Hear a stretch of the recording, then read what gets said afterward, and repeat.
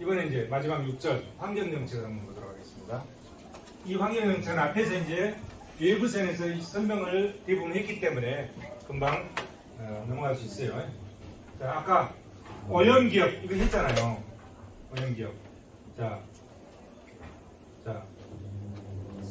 사적 균형과 시장 균형과 이게 시장 균형이잖아요. 시장 균형에 과잉 공급됐어. 그러면은 이게 사회적 균형이 여기야. 너무 많이 생산하잖아요. 많이 생산하니까 다시 이 생산량을 이쪽으로 내려주기 위해서는 여기다가 세금을 부과하면 되지. 이렇게 이거 올리는 거죠. 그래서 PMC 플러스 T 이렇게 세금 부과하면 그러면은 이 균형이 이게 시장 균형이잖아요. 시장 균형이 2로 오는 거죠. 이거는 사회적 균형이면서 시장 균형이 2로 왔기 때문에 사회적 균형이면서 시장 균형이 되는 거죠. 그렇게 되는 거잖아요. 그래서 시장 균형은 사회적 균형에 다 맞춰줬다 이런 얘기다. 맞춰줬다. 오염기업 과잉 공급된다. 보세요. 외부성 존재하죠. 자, 환경 오염기업이죠. 과잉 공급되고 자연 배분이고 시장 실패가 일어나서 이렇게 하는 거고. 완전 시장 구조가 시장 구조가 완전 경쟁적이고 거래 대상 물건은 외부성이 없어야 자연배분의 효율적이다 이런 얘기예요. 근데 생산 과정에서 오염물질이 배출되는 경우에는 이러한 현상이 생겨서 이걸 치유하는 방법은 세금 부과했다 이런 얘기예요. 이제 피부세다 하는 거예요. 앞에 다 설명했던 거잖아요. 환경 정책 분야로 파이트만 다시 해서 진행돼서 나온 겁니다. 자, 환경정책을 측정, 그러면 이 편익과 비용을 어떻게 측정하느냐 실무적인 문제잖아요. 측정하는 방법들. 여기는 지불의사 접근법, 지출함수, 우리가 미시경제에 나왔던 지출함수를 통해서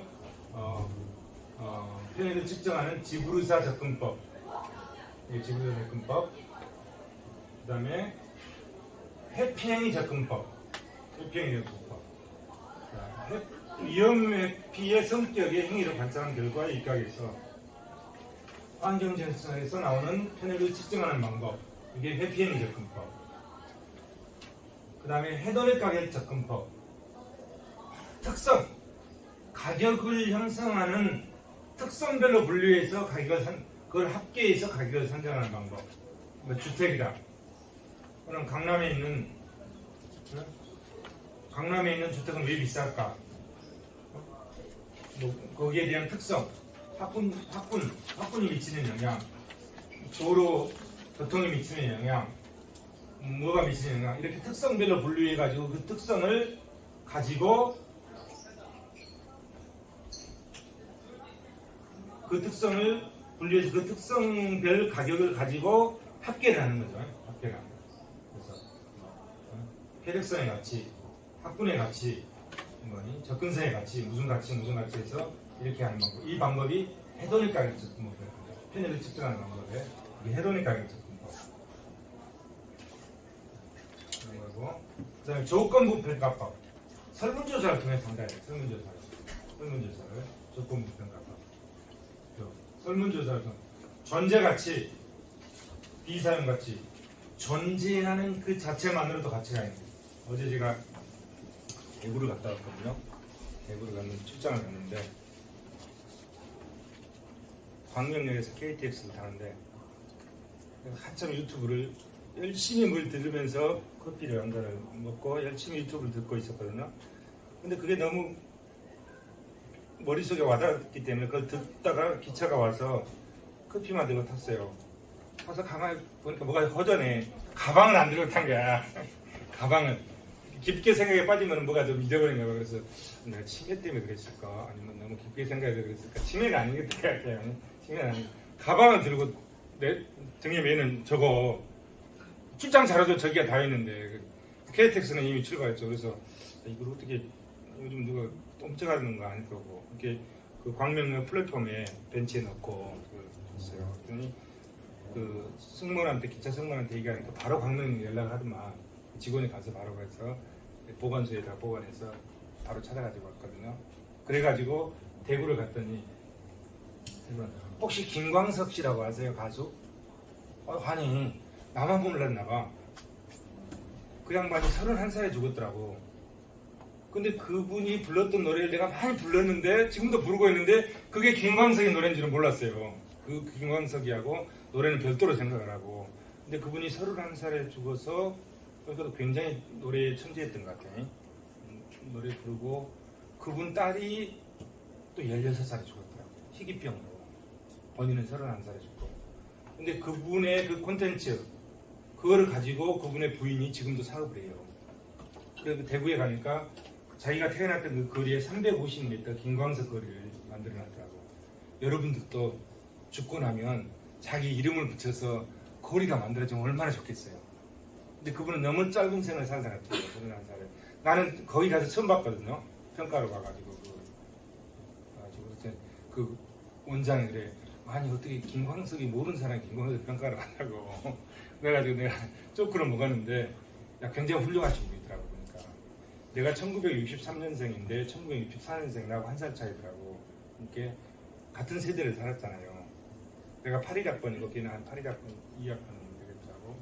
근데 보니까 이제 그분의 노래가 너무 좋아서 지금도 그분을 흠모하고 그분의 노래를 부르고자 하고 그분이 남겨놓은 그 흔적을 채취를 느끼기 위해서 거기에 사람들이 많이 오더라고. 그리고 전시를 하면 전시에 또 사람들이 수많은 사람들이 온대요. 수익이 발생하잖아요. 근데 그거를 이제 대구시에서 정책적으로 그걸 다 해주더라고. 거기 관장 월급도 주고 그 전시에서 할 수 있게 하면 거리도 350m 만들고. 그런데 불이 난 거야 거기에. 불이 나가지고 유품이 소실된 거지. 근데 유품이 소실되는데 소실된 유품으로 인한 손해배상을 청구를 한 거야. 누가? 김광석이 부인이 그 무슨 이제 그 뭐 회사를 만들었을 거 아니에요. 그러면 거기서 이제 그 회사 산하에서 하는데 대구에서 대구 남구청이 중구청인가 관리를 잘못했기 때문에 유품이 불러서 소실됐다. 그래서 그거를 변상해달라, 보상해달라 이런 얘기죠. 이제 그 가치평가를 봤어요. 그런데 사실 그 사람이 사용하던 유품 우리하고 똑같은 거잖아요. 근데 물리적 가치는 아무것도 없는 거지. 불도 타버리고 뭐 벌써 죽은 지 30년이 됐으니까. 그렇지만 어떤 가치가 있느냐. 그분이 사용했기 때문에 그분의 그 채취를 느끼기 위해서 수요자가 있다 이런 얘기예요. 그러면 경제적 가치가 있는 거잖아요. 그런 것들. 여기서 존재 가치. 이게 있는 그분이 남겨놓은 그 자체만으로도 가치가 있을 수 있어. 근데 그게 존재 가치인데 비사용 가치고. 그런데 그거를 전시를 해가지고 수익이 발생해서 수익 가치도 나온다 이런 얘기죠. 그러니까 그 물리적인 가치만 봤을 때는 별로 가치가 없는데, 근데 이런 가치들이 있기 때문에 보상을 해달라 이런 얘기거든요. 그 가치가 얼마든지 평가를 하는데 여기에 보니까 이제 존재 가치가 나오네. 가치. 그런 것도 이제 우리가 평가를 합니다. 다 평가를 해내요. 자, 근데 요거는 이제 조건부 평가법. 설문조사를 통해서 환경에 질개선에 지불할 용의가 있는 등으로 알아낸다. 직접 피해 가치, 존재 가치. 이렇게 편익을 측정하는 방법들이 나와요. 그 다음에 이제 비용을 측정하는 방법. 편익과 비용. 환경에 관한 비용을 측정하는. 어떤 비용들이 있느냐? 행정비용, 준수비용. 이 준수비용은 여기 사회적 비용이거든요. 그 다음에 마이너스 비용. 의무비용. 비용인데 비용 앞에 마이너스 붙으니까 부정의 부정은 긍정이네. 그래서 사회적 편익 이렇게 됐네요. 의무비용. 이렇게. 의무비용. 비용은 마이너스잖아요. 비용 앞에 또 의무비용으로 붙여서 사회적 편익으로 했잖아요. 비용들이 이런 비용들이 있다.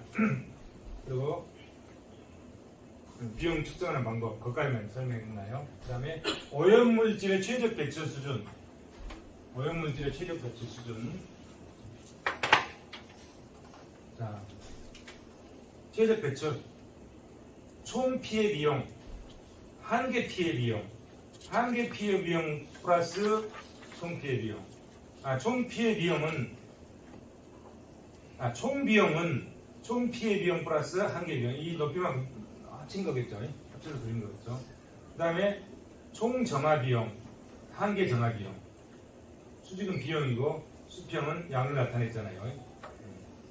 이렇게 갈수록 이 비형 총 피해 비용과 한계 피해 비용은 우측으로 갈수록 증가하는 거고 정화 비용은 우측으로 갈수록 줄어드는 거고 그 두 개를 합쳐서 다 합쳐서 그려놓은 게 총 비용이다 이런 얘기죠. 그다음에 이제 환경 정책 수단. 자, 환경 정책 수단 여러 가지 나오죠. 정부가 직접 규제하는 수단. 금지 및 사용 규제. 직접 규제하죠. 오염물질 배출을 허용했다. 허용한 만큼 해야 된다. 허용하지 않은 것은 하지 말라. 배출하지 말라. 직접 규제. 특정 원료를 사용한다든지 기술을 사용할 의무를 부여한다든지 이렇게 직접 규제하는 수단이 있고 그 다음에 간접 규제하는 수단은 경제적 유인제도와 경영제도 개선을 통한 이런 것들. 경제적 유인제도. 여기서 우리가 보고자 하는 건 이겁니다. 경제적 유인제도예요. 경제적 유인제도. 환경세 제도, 보조금 제도, 배출 부과금 제도, 거래 가능 배출권 제도. 이걸 이제 하나씩 볼 겁니다. 그 다음에 경제 경영 제도 개선 측면에서 경제 시스템 개선, 환경 마크 제도, 환경 경영 감사 제도, 정부 투자, 공공재의 생산 이런 것. 이 중에서 이런 환경 정책 수단에서 경제적 유인 제도에 대해서 뒤에 쭉 설명했는데 뭐 어떤 것들이 있는지만 보고 넘어가도록 하겠습니다. 환경세 제도 나오잖아요.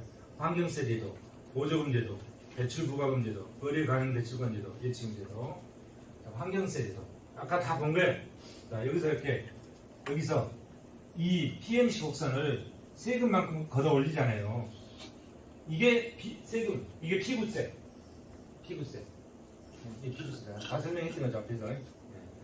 이 PMC 곡선을 세금만큼 들어 올려가지고 PMCT 곡선으로 해서 이 시장 균형을, 이거는 사회적 균형이잖아요. 시장 균형을 사회적 균형과 일치시켜주는 거죠. 그러면은 효율적 자금동이 이루어진다. 이런 의미죠. 환경세. 자, 그러면 얼마만큼 들어올 것이냐, 이 높이만큼 들어 올리는 거지. 근데 이 그림에서 말이 쉽지, 현실에서 이게 찾는 게 쉽겠어요? 쉽지 않는 거지. 그러니까 이제 복잡한 거지. 이 그림대로 하면 쉽잖아요. 근데 현실에서는 복잡한 거지. 환경세율. 자, 최적 배분 상태의 오염물질 초래하는 한계 피해액과 일치시켜야 된다. 현실에 찾기 쉽지 않다. 환경세가 부과되는 분의 균형, 2-점. 그렇죠? 그래서 2-점은 사회적 균형이면서 사적 균형이 되는 거죠. 단위당 환경세요. 이렇게 하는 거. 환경세. 자, 현실적으로 최적 환경세율 도출이 쉽지 않다. 도대체 위에서 분석을 하는 최적 환경세로 완전 경영 시장을 전제로 했는데 현실은 불안전 경영 시장이다. 그래서 실제로 환경세를 누구에게 어떻게 부과할 것이냐, 기업에게 부과할 것이냐, 소비자에게 부과할 것이냐, 이것도 쉬운 문제가 아니다 이런 거지. 응?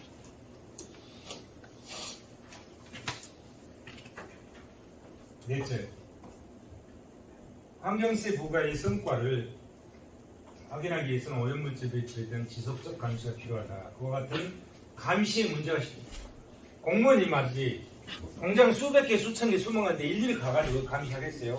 불가능한 얘기잖아요. 다섯째, 환경세 부과에 비록 최적 자원비는 달성되더라도 오염물질은 그대로 갑니다. 그렇잖아요.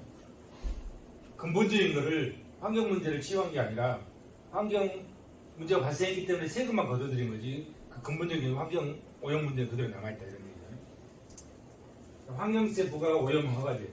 오염 허가제도라는 게 있어요. 뒤에 나오는데 그것과 두 개를 비교해 놓은 겁니다. 보조금제도. 아까 보조금제도 있잖아요. 자, 기업에게 세금을 부과해서 과잉공급을 줄이든지 과소 공급되면 보조금을 지급해서 생산량을 늘리게 하든지 그런 것들이잖아요.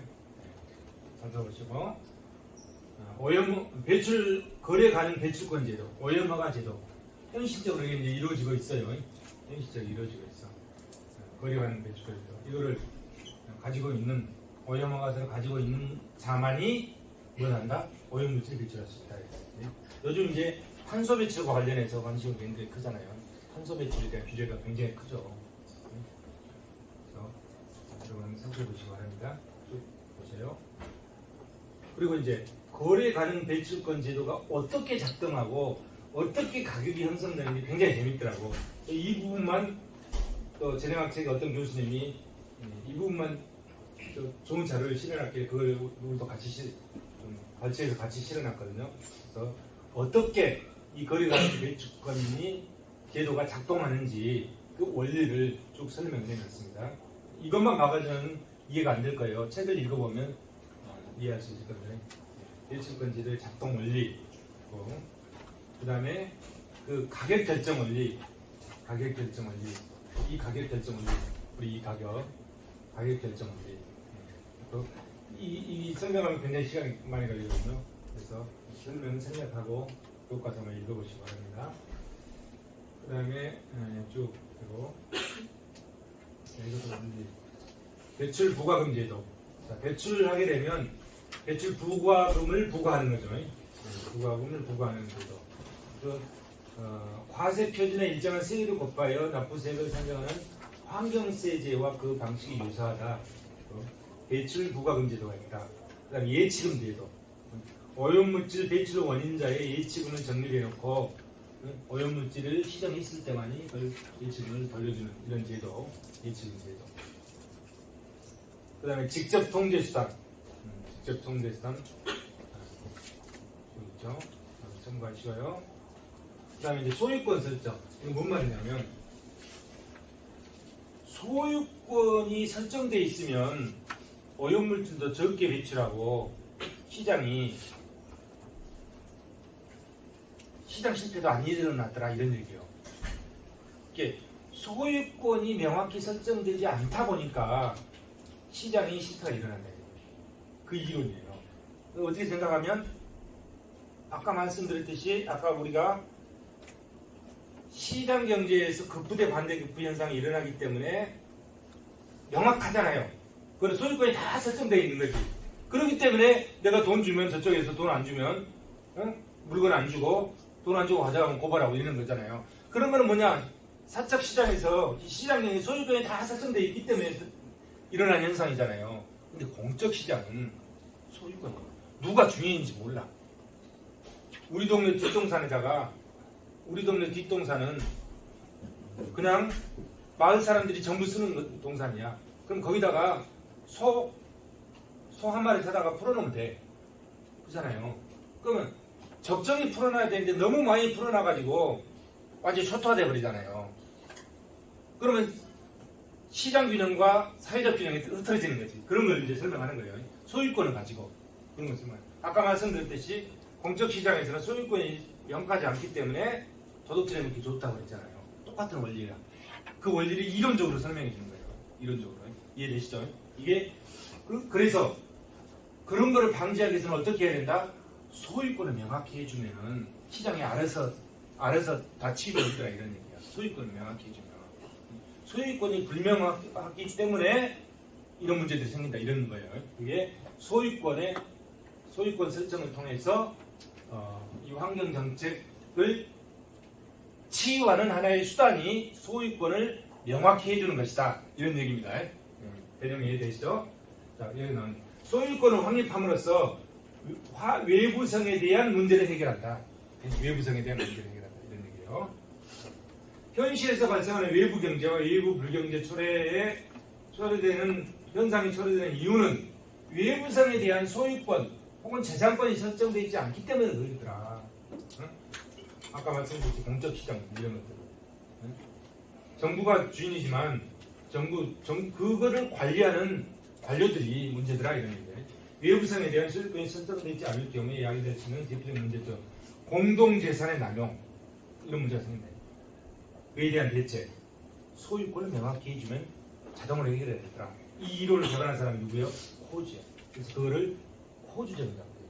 소유권을 명확히 해줌으로써 외부성에 대한 문제를 해결하는 이론 그게 뭐다? 호주적이다. 호주적이다. 그거를 이론적으로 뒤에 쭉 설명하고 있는 겁니다. 공유지의 비극 뒷동산에 소를 너무 많이 풀어놔가지고 그냥 초토화돼 그러더라. 우리 저 남해바다에 바다에 주인이 없으니까 어부들이 와가지고 쌍끌이로 그냥 바닷가에 다 끄꺼버리니까 경작까지 다 없어져 버리더라. 뭐 이런 것들 이론이에요. 그거를 이제 이렇게 경제 이론을 설명하는 겁니다. 경제 이론 읽어보시기 바랍니다. 책이 잘 설명이 났어요. 소유권 설정을 통해서 외부성의 문제를 해결하는 것이 뭐다? 코즈 정리다. 의만 보고 합시다. 코즈 정리는 외부성의 문제를 법적, 제도적 측면에서 해결하고자 하는 시도의 선구적 역할이다. 정부의 개입 없이 민간 부분에 관련 당사자들만의 자발적인 협상으로 외부성 문제를 치유할 수 있다. 이런 정부 개입을 배제한 민간 부분에 의한 시장 실패 치유 방안에 해당된다. 이런 가정하에 이런 결과를 얻을 수 있다. 그런데 그 코드 정리의 문제점들은 이런 것들이 있다. 이렇게 하고 있습니다. 그거를 이론적으로 경제 이론을 통해서 아주 자세히 설명했습니다. 그래서 이것도 어떤 교수님 책에 너무 잘 나와 있기 때문에 제가 인용해서 같이 실어놨습니다. 공평성을 고려한 환경정책. 환경정책의 정책 고려의 효율성과 공평성의 관계. 효율성과 공평성의 관계는 상충관계라고 했죠. 단기적으로는 상충관계지만 장기적으로는 보완관계다. 그걸 단적으로 나타내 주는 게 장기적으로 가서는 뭐라고 그랬죠? 빈부격차가 너무 크면 어떻게 되죠? 그 갭이 뭐 53%인가 55% 넘으면 뭐가 일어난다? 폭동이 일어난다. 사회에 뒤집어 엎는 거죠. 그렇잖아요? 굶을 수는 없잖아요. 그거는 정치하는 관련한 정치인들이 잘못하고 있기 때문에 그 사회를 잘못 운영하는 거잖아요. 그래서 그 사람들을 바꾸는 거죠. 뒤엎는 거죠. 정치 앞에 있는 그 권력을 바꾸는 거잖아요. 그게 폭동이죠. 뭐. 환경정책 고려한 효율성과 공평성 관계. 외부성을 가지고 설명하고 있는 거죠. 자, 환경정책의 비용의 배분에 미치는 영향, 정책 비용은 배분에 미치는 영향. 자, 환경정책의 분배적 영향의 비용의 분배에 어떤 영향을 미치는지 설명하고 있습니다. 쭉 한번 보시고. 그 다음에 이제 국제적 차원의 환경정책도 있어요. 국제적 차원의 환경정책. 근데 이제 우리나라만 해가지고 안 되잖아요. 탄소 배출 국제적 규제를 받잖아요. 요즘은 굉장히 중요한 것 같아요. 그런 것들이. 그런 것들에 대한 기초 이론을 조금 실어놨습니다. 환경 규제, 생산성이 둔화되고 국제 경쟁력을 떨어뜨리냐, 향상시키냐, 그에 관련된 이론들이 또 있습니다. 국제 무역과 환경 규제 라는 것도 있고, 그래서 리우 환경회의도 있고, 좀 오래된 자료인데 최근 자료까지는 실지 못했습니다. 개정판에서는 실을 거고, 리우 환경회의, 교토 의정서, 그 다음에 스턴 보고서, 2006년 스턴 보고서. 근데 내가 봤을 때는 이렇게 노력하는 건 좋거든요. 노력하는 건 좋은데 이것과 상관없이 지구의 역사는 빙하기가 4번인가 있었잖아요.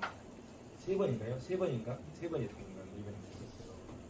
빙하기가 있었으면 저 북극에서부터 거의 저도 공간까지 쭉 덮어버리고 미국의 뉴욕이 2km의 눈이 쌓였었잖아요. 빙하기 때.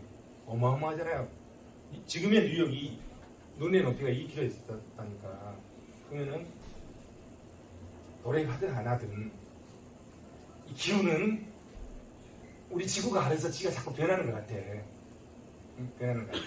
근데 거기에 인간이 좀 과욕을 부리다 보니까 조금 더 빨리 변하는 것 같은 느낌이 있어. 그걸 이제 예방하고자 하는 것 같아. 그런데 지구의 45억 년 지구의 역사를 보면 얼었다 녹았다. 그렇잖아요. 얼었다 녹았다. 그거는 바꿀 수가 없잖아요. 그거는 인간의 힘으로 바꿀 수 없는 거지. 바꿀 수 없는 거지. 인간이 나타난 지가 얼마나 됐어요? 얼마 되지도 않았잖아요. 불과 600만 년. 공룡이 지구에 살다가 몇 년 살다간 줄 아세요? 1억 2,500만 년 살다가 6,500만 년에 멸망됐잖아요. 근데 인간이 출현한 지는 600만 년? 인간이라는 호모 사피엔스가 출현한 지는 300만 년밖에 안 됐잖아요. 그 이전까지 해서 600만 년, 1000만 년도 안 된 거잖아요. 근데 지구 역사를 보면 얼었다 녹았다. 그건 어떻게 바꿀 수가 없는 거야. 바꿀 수가 없는 거야. 그거는 바꿀 수가 없지만 그것이 조금 빨리 오나 늦게 오는 거는 옛날하고 좀 틀려진 것 같아요. 왜 그러면 인간이 기술이 너무 발달해서 이 인간의 머릿속의 생각이 하느님 생각하고 비슷하게 갈라가니까 막 자꾸 이제 재앙이 생기는 것 같아요. 그래서 아무튼 조금 환경은 좀 보존하면서 할 필요가 있지 않을까 하는 생각이 들어요. 자, 이건 뭐죠? 부산에서 뭐 그랬더라고. 작년에. 이게 작년 강의하면서 만든 건데, 부산에서 뭐 이렇게 환경회의를 하고, 이걸 중시하는 것 같아요. 그리고 이제 한계 비용이 영인 특수한 거. 자, 여기서 보면, 이게 수요곡선이잖아요. 이게 수요곡선이죠. 수요곡선이죠. 그럼 수요곡선은 한계 수익곡선은 2분의 1이잖아요. 이 2분의 1점이죠. 2분의 1점이죠. 그럼 한계 비용 곡선은 일반적인 거는 이렇게 되잖아요. 한계 비용 곡선 이렇게 되죠. 이게 일반적인 거고, 그런데 한계 비용 곡선이 여기서 뭐죠? 이게 한계 비용 곡선. 한계 비용이 거의 0에 가깝다. 요즘 이런 현상이 나타나잖아요. 새로운 경제 현상 이런 현상이 나타나서 한계 비용 곡선이 이렇게 그려진 게 아니라 한계 비용 곡선이 거의 0에 가까운 이런 기업들이 지금 나타나고 있어요. 이런 기업들이 무슨 기업이라고 그러죠? 그죠? 많은 기업들이 이런 거 또 이러고 너무 기업이라고 하나? 미국에서 이런 기업들이 나오잖아요. 거의 한계 비용이 0에 가까운. 그러면서 어마어마한 세계적인 세계 10대 기업들이 이런 진영자로 가는 경우가 많이 나타나요. 기존의 경제 이론을 설명 안 되는 부분들이 새로운 현상이 나타나는 경우도 있는 것 같아요. 그래서 여기서는 뭘 설명하고 있는 거죠? 한계 비용이 0인 특수한 경우, 공동소비재, 라디오 방송, TV 방송, 서비스 등 단기적 한계 비용이 0인 서비스 공급이 시장 실태를 초래한다. 단기적으로 소비자가 추가 소비량을 늘려도 이에 따라 한계 비용 발생이 거의 없다. 단기적 한계 비용이 거의 0에 가깝다. 단기적으로는 범위 밖의 소비자에 의한 추가 소비의 비용이 발생한다. 그리고 이렇게 하면서 이게 노벨상 받은 사람이 있는데, 노벨상 2015년도에 노벨상을 읽어가지고 받는데 이게 잘 기억이 안 나요. 한번 생각해 보시고, 공공재의 존재, 시장 실패, 공공재의 존재 대단히 크죠. 근데 이게 너무 크니까 장을 달리해서 이제 공부하는 거예요. 공공재, 민간 부문 시장을 통해서는 적정한 공급을 기대할 수 없는 재화나 서비스의 공동소비에 대상한다. 비대제성과 비경합성의 특성이 있고 시장 거래가 불가능하고 시장의 선호파악이 곤란하다. 시장 경제에서 공공재를 적정 수준만큼 공급하는 것은 가능하지 않기 때문이다. 그래서 시장 실패가 일어난다. 그래서 공공재를 누가 한다? 정부가 공급하겠다. 이런 얘기고요. 기타 미시적 시장 실패 원인, 가격 기호의 경직성, 자원이 희소하거나 유일하게 보전이 요구되는 경우, 조세 부과에 의한 시장의 왜곡, 이런 시장 실패의 원인이 있다. 불공평한 소득 분배, 이것도 시장 실패잖아요. 불공평한 소득 분배, 시장 경제에서 각 개인의 소득 분배, 생산 요소의 보유량, 요소의 한계 생산력, 생산물의 시장 가격에서 결정된다. 기능적 분배, 이 기능적 분배라는 건 뭐냐면 이걸 얘기하는 거예요. 자, 생산 요소를 공급해주고 토지를 공급하는 거는 임료를 받고, 노동은 임금을 받고, 자본은 이자와 이윤을 받는, 이게 소득이다. 이렇게 돈을 받잖아. 이건 뭐다? 이게 기능적 분배다. 시장에다 맡겨놓으면 이 기능적으로 자동으로 분배가 되는 거죠. 근데 이 기능적 분배에서도 기능변 부익부 현상이 어마어마하게 발생하고, 또 여기에서 생산물 시장의 분배 현상에서도 불공평이 발생한다. 기능적 분배는 여기를 얘기합니다. 기능적 분배는 현실적으로 부익부 비익부의 현재를 초래한다. 소득 계층별 분배의 불공평성을 심화시킵니다. 자본주의 시장 경제는 기능적 분배 방식을 적용해서 계층별 소득성 결정의 메커니즘으로 작동한다. 이렇게 작동하잖아요. 소득 분배 여기서 작동. 여기서 개인은 여기서 가져가고, 기업은 여기서 가져가고, 국가는 여기서도 뜯어가고, 여기서도 뜯어가고, 국가는 여기 온갖 여기 다 해서 세금으로 가져가는 거잖아요. 이렇게 시장과 경제가 이렇게 돌아간다. 근데 여러분들은 이 시장과 경제만 돌아가는 게 아니고, 우리 제가 첫 시간에 말씀드렸듯이 여기에 나를 중심으로 해서 정치, 경제, 사회, 문화 모든 게 나를 중심으로 이루어지잖아요. 그 중에서 우리는 경제만 보는 거잖아요. 경제 중에서도 재정학만 보고 있어요. 그래서 이 전체를 여러분들이 나를 중심으로 돌아가는 세상을 볼 필요가 있다. 이제 지금은 잘 안 보이지만 조금 나이 들어가면 나처럼 이제 보게 됩니다.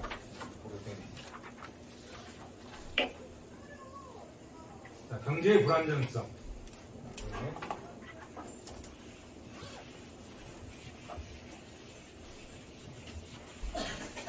경제의 불안정성. 시장 가격의 하방 경직성과 유동성 안정 등이 존재할 경우 시장 경제는 경제의 안정을 달성하지 못하고 인플레이션, 디플레이션, 국제유지 이제 이건 거시경제 분야잖아요. 처리한다. 경제적 불안정성 초래의 원인들은 국민경제 반환직권 발전의 심각한 문제를 이야기하고 거시경제 불안정성의 원인, 예치 방안은 고전학파와 케인즈학파의 다른 견해와 저방입니다. 고전학파는 총공급 관리정책 중심의 대책을 주장하고 케인즈학파는 총수요 관리정책을 통한 치유책을 제시하고 있다. 자, 여기까지 마무리하고 다음 시간에 뵙겠습니다. 수고했습니다.